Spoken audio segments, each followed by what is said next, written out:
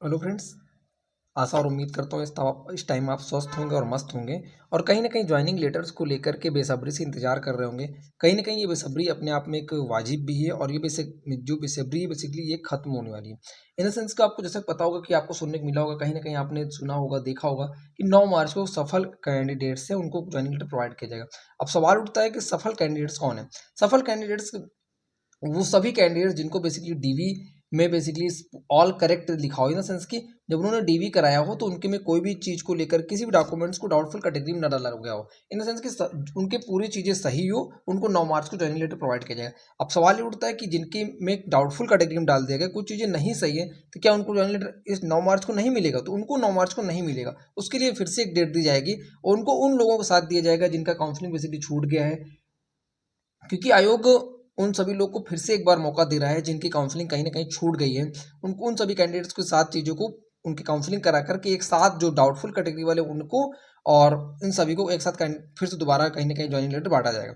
जिनको 9 मार्च को मिलेगा वो कौन कौन सा डिस्ट्रिक्ट के कैंडिडेट, ये भी सवाल है, क्योंकि अभी तक आयोग ने कोई नोटिस नहीं दी, कैंडिडेट्स तक कोई मैसेज नहीं भेजा जिसके कैंडिडेट्स को ये श्योरिटी हो सके कि उनको कहाँ पे ज्वाइनिंग लेटर मिलना है। देखिए, कुछ डिस्ट्रिक्ट्स हैं, जैसे आपके 8 ऐसे जिले चुने गए हैं जो पटना के आसपास के अगल बगल के डिस्ट्रिक्ट्स हैं। जैसे पटना है आपका, पटना के बच्चों को, और वैशाली के जो कैंडिडेट्स हैं, वैशाली जिला जिनको दिया गया है, मुजफ्फरपुर, सारण, भोजपुर, अरवल, जहानाबाद, नालंदा। यानी अगर आप पटना जो बिहार के मैप में देखोगे तो जो बिहार के पटना के जो अगल बगल के डिस्ट्रिक्ट्स हैं, इन 8 डिस्ट्रिक्ट के लगभग 10,000 कैंडिडेट्स को कहीं ना कहीं पटना के गांधीनगर मैदान पे मुख्यमंत्री नीतीश कुमार के द्वारा 11 बजे ज्वाइनिंग लेटर प्रोवाइड किया जाएगा।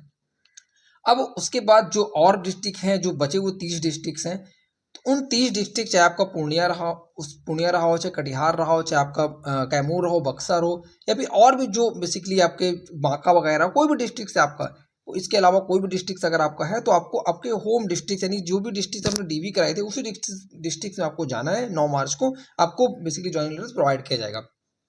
अब उसके बाद जनरेटर प्रोवाइड कर दिया जाएगा, तो ये सवाल उठता है कि क्या वहाँ रुकना है, क्योंकि 9 मार्च के बाद आपको पता होगा कि 2 ही 3 दिन बाद आपकी सबसे बड़ा त्यौहार पड़ रहा है होली, और होली में कहीं ना कहीं फिर से दिक्कत होगी। तो मतलब त्यौहार है, क्योंकि तो क्या उसी टाइम ट्रेनिंग के लिए वो किया जाएगा या फिर से भेजा जाएगा घर।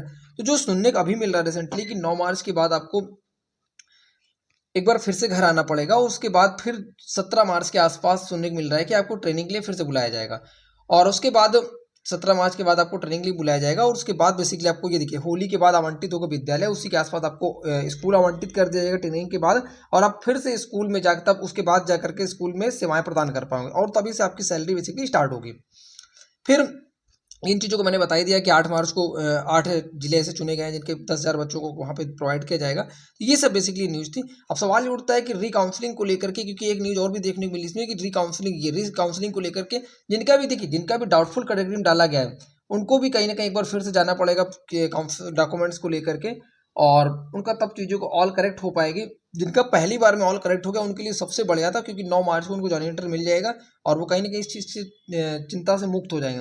अब जिनका डाउटफुल कैटेगरी में, तो उनको चीज़ों एक-एक चीज़ सही कराना पड़ेगा और फिर से उनको जाना पड़ेगा। बहुत ऐसे कैंडिडेट्स हैं जिनकी जब काउंसलिंग का डिस्ट्रिक्ट मिला था, या फिर जिस डेट को दिया गया था काउंसलिंग, तो किसी भी कारणवश नहीं पहुँच पाए। हो सकता है बीमार हो गए, हो सकता है उनका कहीं और एग्ज़ाम रहा, हो सकता है कहीं और रहे हो सकता है ट्रेन की टिकट ना मिले, बहुत सारे रीज़न्स होते हैं।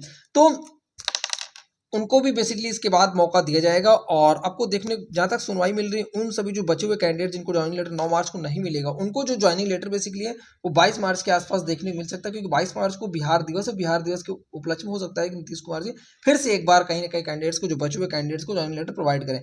मुझे ऐसा लगता है, जो मुझे पर्सनल व्यू है, कि अगर एक साथ सबको बांट देते ना, जो 9 मार्च को बांट रहे हैं, ओवरऑल सबको उठा करके 22 मार्च को ही बल्कि बांट देते, क्योंकि देखिए एक बार 9 मार्च को जो कैंडिडेट्स वहां तक जाएगा 500, 800, 1,000 किलोमीटर, क्योंकि इस टाइम को आपको पता होगा कहीं ना कहीं ट्रेन की टिकट को लेकर के भी काफ़ी दिक्कत चल रही है। आप जब टिकट बुक करने रिजर्वेशन के लिए देखते हो साइट पे, तो वहाँ भी पूरी चीज़ें बुक चल रही है ट्रेन, और वो भी दिक्कत है कहीं ना कहीं। 800, 500, 1,000 किलोमीटर का ट्रेवल करना, आप कोई पर्सनल साधन से तो जाएगा नहीं, तो आने जाने में भी काफ़ी दिक्कत। और जनरल की टिकट लेके आप स्लीपर घुसो तब भी दिक्कत होती है, जनरल में जाओ इतनी भीड़ ज़्यादा होती है, तो बहुत सारी चीज़ें देखने को मिलती है। अब इन चीज़ों को लेकर के आयोग को कहीं ना कहीं बहुत पहले वो कर देना चाहिए कि आपकी बेसिकली ज्वाइनिंग लेटर आपको इस डिस्ट्रिक्ट में प्रोवाइड किया जाएगा, तो आप इस डिस्ट्रिक्ट में इस तारीख को पहुंचे।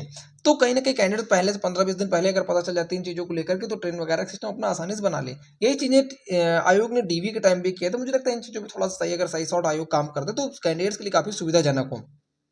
इससे खासकर दूर के जो अभ्यर्थी होते हैं, दूर दूर के कैंडिडेट्स होते हैं, उनको बहुत दिक्कत होती है अर्जेंट में चीज़ें कर पाना, अर्जेंट में पहुँचना, तो काफ़ी समस्याओं का सामना उनको करना पड़ जाता है।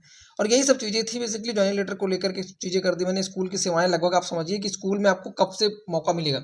ट्रेनिंग के बाद, ट्रेनिंग लगभग 17 के आस-पास जो सुनवाई चल रही है, 17 के से ट्रेनिंग लगभग स्टार्ट होने के चांसेस दिख रहे हैं। उसके बाद यानी ट्रेनिंग आपको, उसके बाद ट्रेनिंग खत्म होने के बाद यानी अप्रैल के आस-पास आपको बेसिकली स्कूल में नए सत्र से आपको स्कूल में सेवा करने का मौका मिलेगा। यानी कि अप्रैल से आपके आस-पास बेसिकली वहाँ पे जॉइनिंग हो पाएगी प्राइमरी में या फिर जूनियर में या टीजीटी में, जहाँ भी आप टीचर बने होंगे, और तभी से आपकी बेसिकली सैलरी स्टार्ट हो पाएगी। तो ये थी ओवरऑल वीडियो, और वीडियो कैसे लगी जरूर कमेंट करके बताना। Thank you watching for my video.